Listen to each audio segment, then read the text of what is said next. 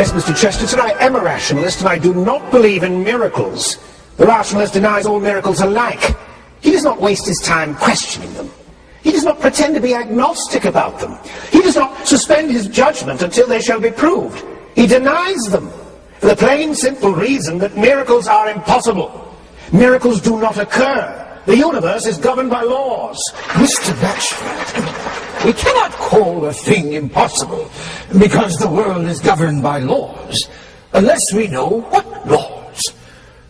You know all about the laws in the universe? And if you do not know, how can you possibly know anything about the exceptions? For obviously, the mere fact that a thing happens seldom, and under odd circumstances, and with no explanation within our knowledge, is no proof that it is against natural law. That would apply to the Siamese twins, or to a new comet, perhaps, or to a politician telling the truth. Many of your so-called miracles have been exposed as fraudulent.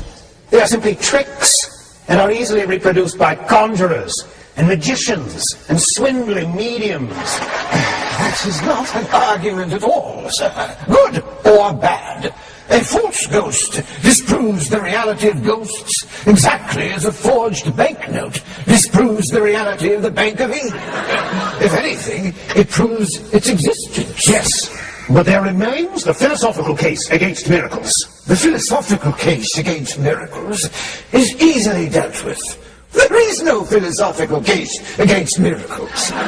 There are such things as the laws of nature, rationally speaking, but everybody knows is this only. We know that there is repetition in nature.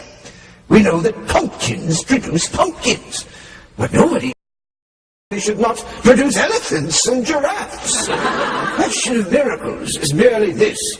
Do you know why a pumpkin goes on being a pumpkin? You can't be serious. Of course I'm serious. If you do not know why a pumpkin goes on being a pumpkin, you cannot possibly tell whether a pumpkin could turn into a coach or could not. It is a law of nature that pumpkins should go on being pumpkins. That only means that pumpkins generally do remain pumpkins, which is obvious, and does not say why. Experience is against it. That means so long as pumpkins are pumpkins, their conduct is pumpkiny, and bears no resemblance to the conduct of a coach. That is fairly obvious. What Christianity says is merely this, that this repetition in nature has its origin not in a thing resembling a law, but in a thing resembling a will, that the world and its repetition came by will. It believes that a God who could do anything so extraordinary as making pumpkins go on being pumpkins is capable of anything. If you do not think it extraordinary that a pumpkin is always a pumpkin, you have not even begun philosophy. Historical evidence is against it.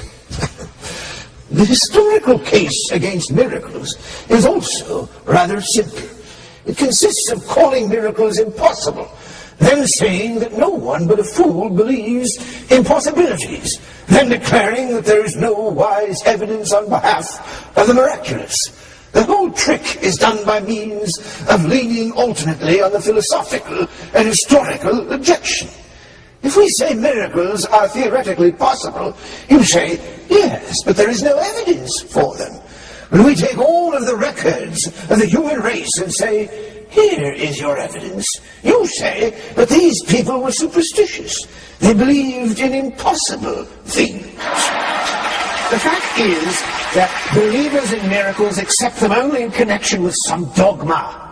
The disbelievers in miracles examine the evidence fairly and find it unconvincing. The fact, Mr. Blatchford, is quite the other way.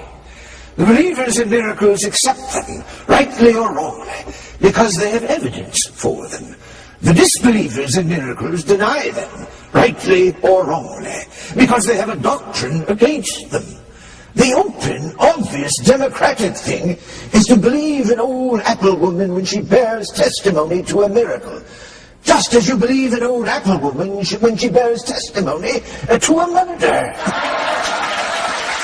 Murder, Mr. Chesterton, however unusual and unpleasant, is still more natural than its miraculous antithesis, resurrection. A miracle is an incident, true or false, like a murder. And all that we want in a witness to an incident is that the witness should be honest and in possession of his 5 senses. One does not need any learning to say that a man was killed or that a man was raised from the dead. One does not need to be an astronomer to say that a star fell from heaven, or a botanist to say that a fig tree is withered, or a chemist to say that one had seen water turn to wine, or a surgeon to say that one has seen wounds in the hands of St. Francis. On such points, an ordinary man is either a liar or he is a madman. Or perhaps he is telling the truth. There is no possibility of being an expert witness, and it is undemocratic to refuse popular evidence on such points. It is like refusing to believe that anyone but a judge in wig and gown could really have been a witness to a burglary. Even so, I rather doubt that any of your evidence for miracles would stand up in a court of law. I think it would be very difficult to convince a modern judge in an English court of the truth of the resurrection. Not difficult, Mr. Blatchford. Impossible.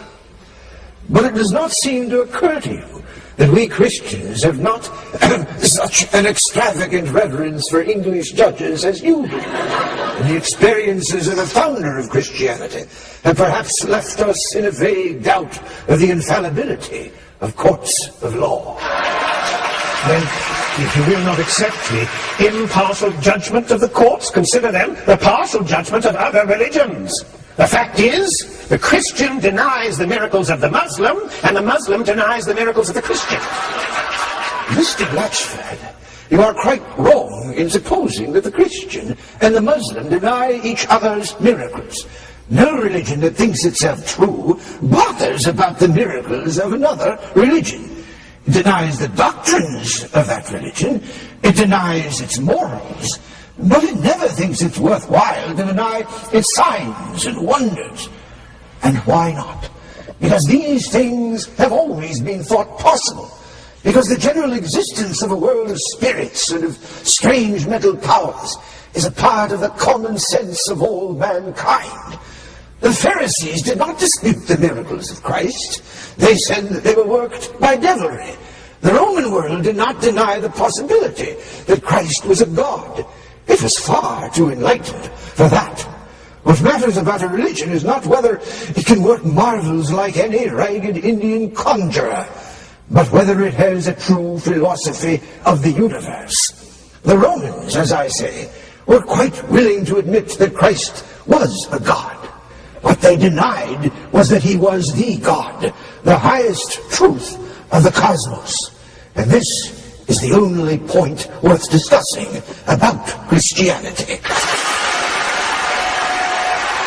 Mr. Chesterton, despite your facile answers and your utter credulity over miracles, I am quite certain that you could not perform a miracle. Well, you've done it.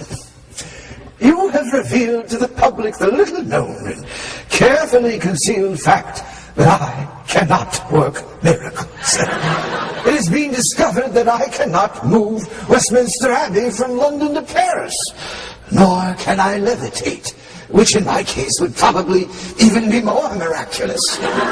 However, it affects the question of whether miracles can happen about as much as the fact that I cannot tame lions affects the question of whether they have ever been tamed. A miracle is, by hypothesis, a marvel. That is to say, it is a very rare and very unexpected thing. If it could be done by anybody at any moment, it no longer meets the definition of being a miracle. I cannot work miracles, but I think it probable that there are some people who can. And I seem to remember somebody who, I believe, could work miracles, but who was taunted in the hour of death with not working them, and taunted in vain.